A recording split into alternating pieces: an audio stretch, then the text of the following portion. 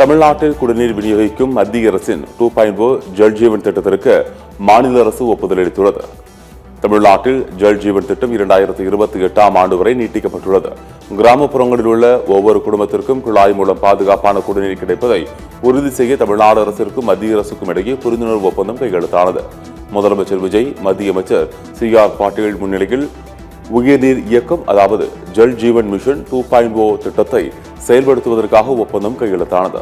இதன் மூலம் தமிழ்நாட்டிற்கு வழங்கப்பட வேண்டிய தொகையில் முதல் கட்டமாக 2117.27 கோடி ரூபாய் நிதி கிடைக்கும் என்பது குறிப்பிடத்தக்கது. பிரதமர் மோடி முன்னாள் உங்கள் சக்தி எங்கே போனது ப்ரோ, தாவேக்க தூய சக்தி அல்ல என்று திமுக துணை பொதுச் செயலாளர் ராசா கடுமையாக விமர்சித்துள்ளார். சென்னை அண்ணா அறிவாலயத்தில் செய்தியாளர்களை சந்தித்த அவர், வந்தே மாதரம் அமல்படுத்தப்பட்டதை கூட உங்களால் எதிர்க்க முடியவில்லை. உங்கள் நிர்வாக தோல்விகளை நாங்கள் விமர்சிக்க மாட்டோம் என்று ஒருபோதும் கூறவில்லை. சட்டம் ஒழுங்கை மீட்டெடுப்பதில் என்ன பிரச்சனை? அதற்கு ஒரு புதிய அரசுக்கு ஏன் கால அவகாசம் தேவை? சிங்கப்பெண் திட்டத்திற்கு என்ன நிதி ஒதுக்கீடு செய்யப்பட்டுள்ளது என்று ராசா அடுக்கடுக்கான கேள்விகளை எழுப்பினார். விஜய் ப்ரோ, எங்க ப்ரோ போச்சு உங்களுடைய சக்தி? பிஎம்க்கு முன்னாடி ஏன் பேசாம வந்தீங்க? ஏன் ப்ரோ பிரஸ்ஸை பார்க்கறதுக்கு தைரியம் இல்லை ப்ரோ? ஏன் ப்ரோ எழுதி கொடுத்த ஸ்கிரிப்டுக்கு இவ்வளோ வீரம் உங்களுக்கு? எங்களுடைய மொழியை இனத்தை தாழ்த்துகிற ஒருவரை கேள்வி கேட்பதற்கு துப்பு இல்லாத ஒரு சக்தி எங்களை பார்த்து தீய சக்தி தூர சக்தின்னு சொல்லுவீங்களா? நீங்க என்ன சக்தி? நாரசக்தியா?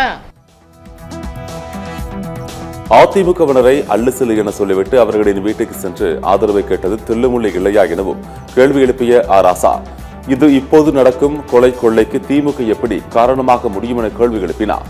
முதலமைச்சர் பதவிக்கு பொருத்தமாக விஜய் செயல்படவில்லை என்றும் தமிழ்நாட்டில் சட்டம் ஒழுங்கை சரி செய்ய எதற்கு அவகாசம் தேவை எனவும் ராசா கேள்வி எழுப்பியுள்ளார். மற்றவங்க எல்லாம் அல்லு சில்லு. யாரு? அதிமுக தேர்ந்தெடுக்கப்பட்ட சட்டமன்ற உறுப்பினர்கள். அந்த அல்லு சில்லு வீட்டுக்கு நீங்களே போய் சால்வை போட்டு அவங்களோட ஓட்டை வாங்கினீங்களே, அந்த அல்லு சில்லுகிட்ட போய் கெஞ்சி கூத்தாடினது தில்லுமுல்லா அரசியல் அநாகரிகமா? மேகதாது அணை விவகாரத்தில் முதலமைச்சர் விஜய் ஒரு ஆளே இல்லை என்று கர்நாடக துணை முதலமைச்சர் DK சிவகுமார் பேச்சுக்கு முதலமைச்சர் விஜய் பதிலளிக்க தைரியம் இல்லையா என்று ராசா கேள்வி எழுப்பியுள்ளார். கத்தித்தீவு விவகாரம் குறித்து பேசாதது முதலமைச்சரின் பலவீனம் என்றும் அவர் விமர்சித்துள்ளார். தமிழ்நாட்டில் நான் ஒருவன் என்று பேசிய விஜய்க்கு பதிலளித்த ராசா, 62 விழுக்காடு மக்கள் உங்களுக்கு எதிராக வாக்களித்ததை மறந்துவிடக் கூடாது என்றும் குறிப்பிட்டுள்ளார். DK சிவகுமார் பக்கத்து மாநிலத்துடைய முதலமைச்சர் பேசியிருக்காரு, திமுகவும் ஸ்டாலின் இருக்க வரைக்கும் தான் எங்களுக்கு பிரச்சனை மேகதாதுக்கு, இனிமேல் எங்களுக்கு பிரச்சனைங்கிறார். முதலமைச்சர் அவர்களே, உங்களை சொல்றாரு, நீங்க ஒரு ஆளே இல்லைன்றாரு, அவரு எங்களுக்கு பிரச்சனையே இல்லைன்றாரு. நயவஞ்சக துரோகத்தை வீழ்த்துவோம் என்று தெரிவித்துள்ள அதிமுக பொதுச் செயலாளர் எடப்பாடி பழனிசாமி, பதவி சுகங்களை அனுபவித்துவிட்டு ஒரு சிலர் அதிமுக வீழ்த்து நினைப்பதாக காட்டமாக விமர்சித்துள்ளார். எம்ஜிஆர், ஜெயலலிதா ஆகியோர் கட்சி தொடங்கிய நாள் முதல் பல்வேறு சோதனைகளையும் துரோகங்களையும் சந்தித்து வெற்றி கண்டுள்ளார் என குறிப்பிட்டுள்ளார். தற்போது ஏற்பட்டுள்ள சோதனையை கண்டு கழக நிர்வாகிகள் மற்றும் தொண்டர்கள் மனம் தளர வேண்டாம் என்றும், வெற்றி தோல்வி என்பது மாறி மாறி வரும், கழகம் தோல்வியை கண்டு துவண்டு விடுவதும் இல்லை எனவும் எடப்பாடி பழனிசாமி தெரிவித்துள்ளார். எடப்பாடி பழனிசாமி செயலால் விரைத்து எழுந்தவர்கள் தாவிக்கவிற்கு வருகிறார்கள் என்று தெரிவித்துள்ள அமைச்சர் நிர்மல்குமார், தாவிக்கவிற்கு அதிமுகவினர் வருவதை யாராலும் தடுக்க முடியாது என திட்டவட்டமாக கூறியுள்ளார். பயிர்க்கடன் தள்ளுபடி என்றுதான் தேர்தல் வாக்குறுதியில் கூறினோம். அதிமுகவின் தூண்டுதலின் பெயரில் சில இடங்களில் விவசாயிகள் போராட்டம் நடத்துவதாகவும் குற்றம் சாட்டினார். எடப்பாடி பழனிசாமியை முதலமைச்சர் சந்திப்பதற்கு நேரம் கேட்கப்பட்டது, ஆனால் அதிமுக சார்பில் நேரம் அளிக்கவில்லை என விளக்கம் அளித்தார். எடப்பாடி பழனிசாமி அவர்கள் நாங்கள் அரவணைக்கிறதுக்கு எதுக்கும் நம்ம இல்லைங்க. யார் நேருக்கு இன்னைக்கு நிறைய பேர் ஒன்றிய அளவில், நகர அளவில், பகுதி அளவில் நிறைய பேர் அவங்களோட சொந்த விருப்பம்னால சேர்றாங்க. அவர்களுக்கு கண்டிப்பா துளி அளவும் திமுகவிற்கு போக விருப்பம் இல்லாத அதிமுக நிர்வாகிகள் அனைவரும் இன்னைக்கு ஒவ்வொரு நிமிடமும் நேரடியாக சேர்றாங்க. அவர்களை நம்ம எப்படி SP வேலுமணிக்கு எதிராக துரோகி என அதிமுக தொண்டர் முழக்கம் எழுப்பியதால் சலசலப்பு ஏற்பட்டது. பொள்ளாச்சி ஜெயராமன் தாயார் மறைவுக்கு அதிமுக பொதுச் செயலாளர் எடப்பாடி பழனிசாமி நேரில் சென்று ஆறுதல் கூறினார். அவருடன் SP வேலுமணியும் சென்றிருந்தார். அப்போது SP வேலுமணிக்கு எதிராக துரோகி என அதிமுக தொண்டர் முழக்கம் எழுப்பியதால் சலசலப்பு ஏற்பட்டது.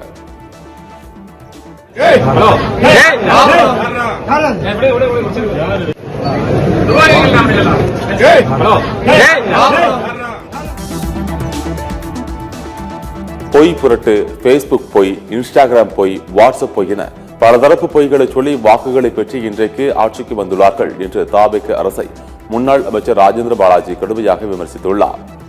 அரசியல் சதுரங்க விளையாட்டில் தான் ஆட்சி மாற்றம் ஏற்பட்டுள்ளது என குறிப்பிட்டுள்ளார். பொய் புரட்டு, இன்ஸ்டாகிராம் பொய்கள், பேஸ்புக் பொய்கள், வாட்ஸ்அப் பொய்கள், இப்படி பலவிதமான பொய்களை சொல்லி உண்மைக்கு மாறான தகவல்களை திருத்தி பேசி சமூகத்துக்கு ஒவ்வாத செயல்களை சொல்லி சமுதாயத்தில் நிறைவேற்ற முடியாத திட்டங்களை எல்லாம் சொல்லி வாக்குகளை பெற்றவர்கள் இன்றைக்கு ஆட்சியில் அமர்ந்திருக்கிறார்கள். தமிழ்நாடு முதலமைச்சர் விஜய் பிரச்சாரமோடு இருக்கிறார். அவர் அரசாங்க மோடுக்கு வர வேண்டும் என்ற பாஜக மூத்த தலைவர் தமிழிசை சவுந்தரராஜன் விமர்சித்துள்ளார். கட்சியிலிருந்து தனது கட்சிக்கு ஆட்களை சேர்க்க கொடுக்கும் கவனத்தை பெண்களின் பாதுகாப்பிலும் காட்ட வேண்டும் என தாவேக அரசை விமர்சித்தார். தமிழ்நாட்டில் புதிய அரசு டேக் ஆஃப் ஆக வேண்டும் எனவும் அவர் குறிப்பிட்டார். உதயசூரியன் சின்னத்தில் போட்டியிட நிர்பந்தம் செய்யப்பட்டதாக மதிமுக பொதுச் செயலாளர் வைகோ குற்றம் சாட்டியுள்ளார். திமுக கூட்டணியில் குறைந்த தொகுதிகள் கொடுத்தது மதிமுக தொண்டர்களை வருத்தமடைய செய்ததாக அவர் கூறினார். மற்ற கட்சிகளுக்கு அதிக இடங்கள் கொடுக்கப்பட்டதாக கூறிய அவர் தங்களுக்கு 4 இடங்கள் மட்டுமே கொடுக்கப்பட்டதாக கூறினார். மற்றொரு கேள்விக்கு பதிலளித்த வைகோ காங்கிரசுடன் எங்களை ஒப்பிடாதீர்கள் என ஆவேசமாக கூறினார். 24 மணி நேரத்துக்கு அது கடைசி நேரத்திலும் அங்கும் நாங்கள் தனிச்சின்னத்தில் போட்டியிடக்கூடாது, உதயசூரியனில் தான் போட்டியிட வேண்டும் என்ற நிர்பந்தத்தால் அதையும் நாங்கள் ஏற்றுக்கொள்ள வேண்டியதாயிற்று. காங்கிரஸ் ராஜ்யசபாவும் 27 சீட்டு வாங்கிட்டு மந்திரி சபையிலே சேர்ந்துட்டாங்களே, எப்படி எங்களை அவங்களை கம்பேர் பண்றீங்க? தமிழ்நாட்டில் IAS அதிகாரிகளை இடமாற்றம் செய்து தமிழக அரசு உத்தரவு பிறப்பித்துள்ளது. ஆளுநரின் செயலாக சஜன் சிங் நியமிக்கப்பட்டுள்ளார். தென்காசி மாவட்ட ஆட்சியராக ரஞ்சித் சிங், திண்டுக்கல் மாவட்ட ஆட்சியராக துர்காமூர்த்தி நியமனம் செய்யப்பட்டுள்ளனர்.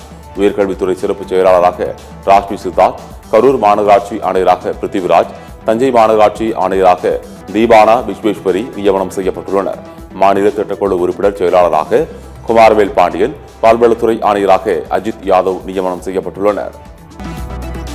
அண்ணாமலையின் ராஜினாமா வியூகத்திற்கு பாஜக மேலிடம் பணிந்ததாக தகவல் வெளியாகியுள்ளது. பாஜகவிலிருந்து விலகுவதாக பாஜக தலைமைக்கு கடிதம் வழங்கிய அண்ணாமலையுடன் டெல்லியில் இறுதிக்கட்ட சமரச பேச்சுவார்த்தை நடைபெற்றது. மத்திய உள்துறை அமைச்சர் அமித்ஷா அண்ணாமலையை சமாதானம் செய்ததாக கூறப்படுகிறது. மீண்டும் தமிழக பாஜக தலைவராக அண்ணாமலை நியமிக்கப்பட இருப்பதாக தகவல் வெளியாகியுள்ளது. இதனிடையே டெல்லி வருமாறு தமிழக பாஜக தலைவர் நயினார் நாகேந்திரனுக்கு அவசர அழைப்பு விடுக்கப்பட்டுள்ளது.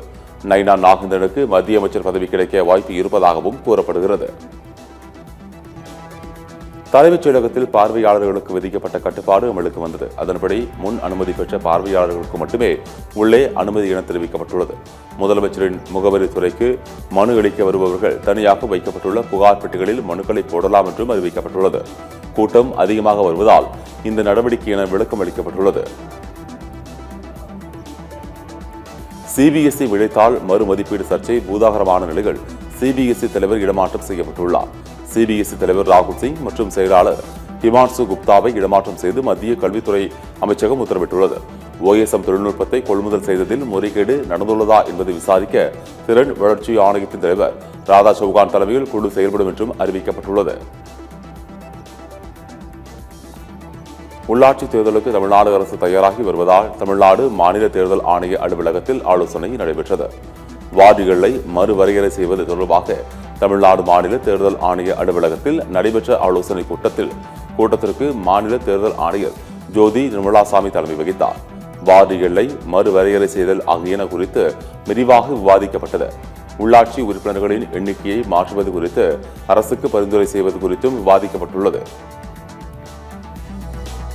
தமிழக சட்டசபை செயலாளர் சீனிவாசன் தனது பதவியை திடீரென ராஜினாமா செய்துள்ளார். நவம்பர் 30ஆம் தேதி அவருக்கான பணி நீட்டிப்பு காலம் இருக்கும் நிலையில் ராஜினாமா முடிவை அறிவித்துள்ளார். தமிழக சட்டசபை செயலாளராக கடந்த 15 ஆண்டுகளாக சட்டசபை செயலாளராக பணியாற்றி வந்த சீனிவாசன் திமுக அதிமுக ஆட்சி காலத்தில் அப்பதவியில் தொடர்ந்த நிலையில் தாவேக ஆட்சியில் நீடித்து வந்தார்.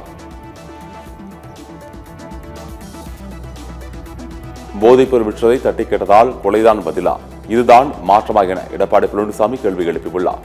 சென்னையில் கஞ்சா விற்பனையை தட்டி கேட்ட இளைஞர் கொலை செய்யப்பட்ட சம்பவத்திற்கு அதிமுக பொதுச் செயலாளர் எடப்பாடி பழனிசாமி கடும் கண்டனம் தெரிவித்துள்ளார். மாற்றம் என்பது ஆட்சியாளரிடம் வர வேண்டும் என்றும், காவல்துறையை கையில் வைத்திருப்பவர் சட்டம் ஒழுங்கிற்கு பொறுப்பேற்காமல் நழுவ முயல்வது வெட்கக்கேடு என்றும் தெரிவித்தார். சிங்கப்பெண் சிறப்பு அதிரடிப்படை திட்டத்தை கடைசி நிமிடத்தில் ரத்து செய்தது ஏன் எனவும் கேள்வி எழுப்பிய எடப்பாடி பழனிசாமி, ஆட்சி நடத்துவது எப்படி என நீங்கள் 6 மாத கிராஷ் கோர்ஸ் முடிப்பதற்குள் மக்கள் மடிந்து கொண்டே இருக்க வேண்டுமா? அதை யாரும் கேள்வி கேட்க கூடாதா எனவும் சாடியுள்ளார். திமுக மீது பழி போடுவதை நிறுத்திவிட்டு தாங்கள் தான் ஆளுங்கட்சி என்பதை உணர்ந்து முதலமைச்சர் செயல்படப் போவது எப்போது என திமுக எம்பி கனிமொழி கேள்வி எழுப்பியுள்ளார். திருவைகுண்டம் அருகே பெண் ஒருவர் தாவக நிர்வாகிகளால் வேலை வாங்கி தருவதாக அழைத்துச் செல்லப்பட்டு மயக்க மருந்து கொடுத்து பாலியல் வன்கொடுமைக்கு ஆளாக்கப்பட்ட செய்தி அறிந்து கடும் வேதனை அளிப்பதாக கனிமொழி தெரிவித்துள்ளார். தேர்தல் காலத்தைப் போல திமுகவின் மீது பழி போடுவதை நிறுத்திவிட்டு முதலமைச்சர் பொறுப்புடன் செயல்படப் போவது எப்போது எனவும் அவர் கேள்வி எழுப்பியுள்ளார். முதலமைச்சர் விஜயின் திருச்சி பேச்சு ஏமாற்றம் அளிப்பதாக பாமக தலைவர் அன்புமணி விமர்சித்துள்ளார். விவசாயிகள் தமிழக மக்களின் தேவையை உணர்ந்து அறிவிப்புகளை முதலமைச்சர் வெளியிட வேண்டும் என்றும், மக்கள் நம்பிக்கையை பாதுகாக்கும் வகையில் முதலமைச்சர் விஜயின் செயல்பாடுகள் இருக்க வேண்டும் எனவும் அவர் கூறியுள்ளார். மக்கள் பிரச்சனைகளை பேசாமல் முதலமைச்சர் விஜய் தேர்தல் பரப்புரையை நடத்தியுள்ளதாக விமர்சித்துள்ள அன்புமணி, முதலமைச்சரான பிறகும் கூட அறிவிப்புகளை வெளியிடாமல் தேர்தல் பரப்புரை செய்வதை ஏற்க முடியாது என்றும் அவர் குறிப்பிட்டுள்ளார். ரீல்ஸ் போட்டு ஆட்சிக்கு வந்தது, ரீல் விட்டு ஆட்சியை தொடரலாம் என்ற முதலமைச்சர் விஜயின் பகல் கனவு இனி பலிக்காது என அமமுக பொதுச் செயலாளர் டிடிவி தினகரன் தெரிவித்துள்ளார். திருச்சியில் நடைபெற்ற கூட்டத்தில் சினிமா வசனங்களும் அடுக்குமொழி பேச்சுகளும் விவசாயிகளுக்கும் பொதுமக்களுக்கும் பெரும் ஏமாற்றத்தை அளித்துள்ளதாக அவர் கூறியுள்ளார். தமிழ்நாட்டில் வெயில் கணிசமாக குறைந்திருப்பதால் பள்ளிகள் திட்டமிட்டபடி நாளை மறுநாள் திறக்கப்படும் என்று அமைச்சர் செங்கோட்டையன் தெரிவித்துள்ளார். இதுகுறித்து எழுதகத்தில் செய்தியாளர்களை சந்தித்த அவர், வெப்பத்தின் அளவை குறைக்கும் டிகிரி என்பதற்கு பதில் சென்டிமீட்டர் என தெரிவித்தார். வெப்பநிலை 41 சென்டிமீட்டரில் இருந்து 35 சென்டிமீட்டராக குறைந்துள்ளது என அமைச்சர் செங்கோட்டையன் கூறினார். வெப்பத்தின் அளவு டிகிரியா சென்டிமீட்டரா என அங்கிருந்தவர்கள் சற்று குழப்பம் அடைந்தனர். வெப்பநிலை இப்போது குறைந்திருக்கிறது. 41 சென்டிமீட்டர் இருந்தது, இப்போது 35 சென்டிமீட்டராக குறைந்திருக்கிறது. 4ஆம் தேதி என்று பள்ளி திறப்பதற்கு வெப்பநிலை குறைந்திருக்கிறது என்பதை நான் இந்த நேரத்தில் தெரிவித்துக் கொள்கிறேன். முதலமைச்சர் விஜய் பக்கம் பக்கமாக வசனம் பேசுவதை விடுத்து முதலில் தான் வகிக்கும் பதவியின் பொறுப்பினை உணர்ந்து செயல்பட வேண்டும் என்று பாஜக மாநில தலைவர் நயினார் நாகேந்திரன் வலியுறுத்தியுள்ளார்.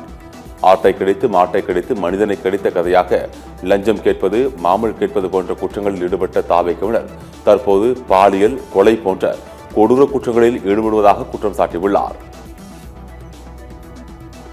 தமிழகத்தில் காலியாக உள்ள மாநிலங்களவை உறுப்பினர் பதவியை தாவேகவிடம் காங்கிரஸ் கேட்பதாக தகவல் வெளியாகியுள்ளது. தலைமைச் செயலகத்தில் முதலமைச்சர் விஜயை காங்கிரஸ் மூத்த தலைவர் ப. சிதம்பரம் சந்தித்து பேசினார். அப்போது முதலமைச்சர் விஜய்க்கு ப. சிதம்பரம் வாழ்த்து தெரிவித்தார். இந்த சந்திப்பு மரியாதை நிமித்தமாக நடைபெற்றதாக அரசு தரப்பில் விளக்கம் அளிக்கப்பட்டுள்ளது. இருப்பினும் தாவேக காங்கிரஸ் கூட்டணியை அமைய முக்கிய காரணமாக இருந்த பிரவீன் சக்கரவர்த்திக்கு மாநிலங்களவை உறுப்பினர் பதவி கேட்கப்பட்டதாக கூறப்படுகிறது. தமிழர்களின் பெருமையாக விளங்கும் இசையமைப்பாளர் இளையராஜாவுக்கு முதலமைச்சர் விஜய், திமுக தலைவர் மு.க. ஸ்டாலின் வாழ்த்து தெரிவித்துள்ளனர். உங்கள் இசை இன்னும் பல தலைமுறைகளுக்கு வழிகாட்டும் ஒளியாகவும் ஊக்கமாகவும் தொடர்ந்து ஒளிக்கட்டும் என்று முதலமைச்சர் விஜய் குறிப்பிட்டுள்ளார். இசையால் நம்மை என்றென்றும் ஆளும் இசை ஞானிக்கு பிறந்தநாள் வாழ்த்துக்கள் என திமுக தலைவர் மு.க. ஸ்டாலின் தெரிவித்துள்ளார். வாழ்த்து தெரிவித்து நன்றி என்று கூறிய இளையராஜா வீடியோ வெளியிட்டுள்ளார். சென்னை தலைமைச் செயலகத்துக்கு வெளியே திடீரென புகைமூட்டம் ஏற்பட்டு மக்களுக்கு மூச்சுத் திணறல், கண் எரிச்சல், தோல் அரிப்பு ஏற்பட்டதால் பரபரப்பான சூழல் நிலவியது. சென்னை தலைமைச் செயலகத்துக்கு வெளியே திடீரென கடும் துர்நாற்றத்துடன் புகைமூட்டம் ஏற்பட்டது. இந்த புகைமூட்டம் காரணமாக தலைமைச் செயலகத்துக்கு வெளியே இருந்த மக்களும் சாலையில் சென்ற வாகன ஓட்டிகளுக்கும் மூச்சுத் திணறலும் கண் எரிச்சலும் ஏற்பட்டது. கேரளம், தமிழ்நாட்டில் நாளை மறுநாள் தென்மேற்கு பருவமழை தொடங்க வாய்ப்பிருப்பதாக இந்திய வானிலை ஆய்வு மையம் தெரிவித்துள்ளது. வழக்கமாக ஜூன் 1ஆம் தேதி தென்மேற்கு பருவமழை தொடங்கும். ஆனால் இந்த ஆண்டு தென் தமிழக பகுதிகளில் மேல் வளிமண்டல கீழடுக்கு சுழற்சி நிலவி வருவதால் தென்மேற்கு பருவமழை தொடங்குவதில் தாமதம் ஏற்பட்டுள்ளது. மதுரை, திண்டுக்கல், செங்கல்பட்டு உள்ளிட்ட பல்வேறு மாவட்டங்களில் பரவலாக மழை பெய்துள்ளது. மதுரையில் பெய்த கனமழை காரணமாக கல்பாலம் பகுதியில் மழைநீர் தேங்கியது. இதனால் வாகனங்கள் தண்ணீரில் தத்தளித்தபடி சென்றன. வாகனங்களில் மழைநீர் புகுந்து ஆங்காங்கே பழுதாகி இருந்ததால் பெரும் பரபரப்பு ஏற்பட்டது. வரும் 12ஆம் தேதி விசாரணைக்கு ஆஜராக வேண்டும் என்று திமுக முன்னாள் அமைச்சர் KN நேருவுக்கு அமலாக்கத்துறை சம்மன் அனுப்பியுள்ளது. நகராட்சி நிர்வாகத்துறையில் பணி நியமன ஆணை வழங்கியதில் முறைகேடு நடந்ததாக புகார் எழுந்ததால் விசாரணைக்கு நடத்தப்படுகிறது. தமிழக வளர்ச்சிக்கு பரந்தூர் விமான நிலையம் அவசியம் என தெரிவித்துள்ள விமான நிலைய ஆணையம் விரைவில் முதலமைச்சர் விஜயை சந்திக்க பேசுவதாக கூறப்படுகிறது. இந்த திட்டத்தின் முக்கிய அம்சமாக விமான நிலையத்தை சுற்றியுள்ள ஏரோட்ரோஃப்ளைஸ் என்ற நவீன வணிக மற்றும் பொருளாதார மண்டலத்தை உருவாக்க திட்டமிட்டுள்ளது என்று விமான நிலைய ஆணையம் குறிப்பிட்டுள்ளது. இது தொடர்பான ஆய்வறிக்கையை முதலமைச்சரிடம் விரைவில் சமர்ப்பிக்க விமான நிலைய ஆணையம் திட்டமிட்டுள்ளது. சென்னை அடுத்த நெற்குன்றத்தில் பட்டப்பகலில் கஞ்சா போதையில் அட்டூழியத்தில் ஈடுபட்டவர்களிடம் CCTV காட்சி வெளியாகியுள்ளது. மீன் சந்தையில் நுழைந்த 2 பேர் அங்கிருந்த பெண்களை கத்தியை காட்டி மிரட்டியுள்ளனர். மதுரையில் CNG கேஸ் தட்டுப்பாடு காரணமாக ஆட்டோ டாக்ஸி ஓட்டுநர்கள் இந்துஸ்தான் பெட்ரோலியம் என்ற சில்லறை விற்பனை அலுவலகத்தை முற்றுகையிட்டனர். வாகனங்களில் CNG கேஸ் நிரப்புவதற்காக 4 மணி நேரம் வரை காத்திருந்த நிலையில் இருப்பதாக டாக்ஸி மற்றும் ஆட்டோ ஓட்டுநர்கள் வேதனையுடன் குறிப்பிட்டுள்ளனர். சென்னை அடுத்த காரனோடையில் முதலமைச்சர் உத்தரவின்படி மூடப்பட்ட டாஸ்மாக் கடை மீண்டும் திறக்கப்பட்டதால் பொதுமக்கள் அதிர்ச்சியடைந்தனர். பள்ளி அருகே உள்ள டாஸ்மாக் கடையை ஒரே ஒரு நாள் மட்டும் மூடிவிட்டு மீண்டும் திறந்ததால் மக்களை கொந்தளிக்க செய்துள்ளது. சேலம் மாவட்டம் ஓமலூர் அருகே தேசிய நெடுஞ்சாலையில் அடுத்தடுத்து 4 வாகனங்கள் மோதி பயங்கர விபத்து ஏற்பட்டது. மும்பையிலிருந்து சென்னை வந்த கண்டெய்னர் லாரி கமலாபுரம் மேம்பாலத்தில் பழுதாகி நின்ற நிலையில் பின்னால் வந்த கார் அதன் மீது மோதியது. பின்னால் வந்த அரசு பேருந்து மற்றொரு லாரி ஆகியவை அடுத்தடுத்து மோதி விபத்துக்குள்ளானது. இதில் காயமடைந்த 22 பேர் மருத்துவமனையில் அனுமதிக்கப்பட்டுள்ளனர். தமிழகத்தைச் சேர்ந்த மூத்த வழக்கறிஞர் போகனா உட்பட 5 பேர் உச்சநீதிமன்ற நீதிபதிகளாக பொறுப்பேற்றனர். அவர்களுக்கு தலைமை நீதிபதி சூரியகாந்த் பதவி பிரமாணம் செய்து வைத்தார். இதன் மூலம் உச்சநீதிமன்ற தலைமை நீதிபதி உட்பட மொத்தம் நீதிபதிகளின் எண்ணிக்கை 37ஆக அதிகரித்துள்ளது. மேற்குவங்க முதலமைச்சர் சுவேந்து அதிகாரி மக்கள் குறை கேட்கும் நிகழ்ச்சிக்கு கணவனை மனைவி தோளில் சுமந்து வந்தது அனைவரையும் வியக்க வைத்தது. கொல்கத்தாவின் சாஃப்ட் லேக்கில் உள்ள பாஜக அலுவலகத்தில் நடைபெற்ற நிகழ்ச்சியில் கணவனை சுமந்து வந்த மனைவிக்கு யாரும் உதவி செய்ய முன்வரவில்லை என்பது குறிப்பிடத்தக்கது. நாட்டில் பாஜகவுக்கு எதிரான கட்சிகள் அனைத்தும் ஒன்று சேர வேண்டும் என திரிணாமுல் காங்கிரஸ் தலைவர் மம்தா பானர்ஜி வலியுறுத்தியுள்ளார். திரிணாமுல் காங்கிரஸ் தலைவர் மம்தா பானர்ஜி தனது மருமகன் அபிஷேக் பானர்ஜி உள்ளிட்ட கட்சித் தலைவர்கள் மீதான தாக்குதல்களை கண்டித்து போராட்டத்தில் ஈடுபட்டார். கொல்கத்தாவில் நடந்த போராட்டத்தில் மம்தா பானர்ஜி கலந்து கொண்டார். அப்போது பேசிய மம்தா பானர்ஜி செய் அல்லது செத்துமடி என்ற போராட்டம் நடத்தப்படும் என்று சூளுரைத்தார்.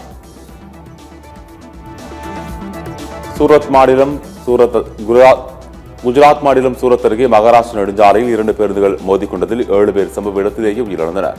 காயமடைந்த சிலர் ஆபத்தான நிலையில் மருத்துவமனையில் அனுமதிக்கப்பட்டுள்ளதால் பலி எண்ணிக்கை அதிகரிக்க வாய்ப்பு இருப்பதாக காவல்துறை தரப்பில் தெரிவிக்கப்பட்டுள்ளது.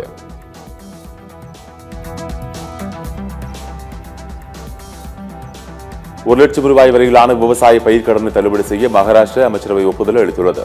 இதன் மூலம் சுமார் 54 லட்சம் விவசாயிகள் பயன்பெறுவார்கள் என்று தெரிவிக்கப்பட்டுள்ளது. கடன்களை திருப்பிச் செலுத்திய விவசாயிகளுக்கு ₹50,000 ஊக்கத்தொகை வழங்கப்படும் என்றும் அறிவிக்கப்பட்டுள்ளது. கர்நாடக மாநிலம் பெங்களூருவில் போதைப்பொருள் வைத்திருந்த நைஜீரியா நாட்டு பெண்ணை போலீசார் கைது செய்து சிறையில் அடைத்தனர். அணைகள் தாலுகாவில் உள்ள அலையன்ஸ் கல்லூரிக்கு முன்னால் கொக்கைன் விற்றுக் கொண்டிருந்த போது கையும் களவுமாக பிடிபட்டார். குற்றவாளியிடமிருந்து சுமார் ₹18 லட்சம் மதிப்பிலான 180 கிராம் கொக்கைன் பறிமுதல் செய்யப்பட்டது.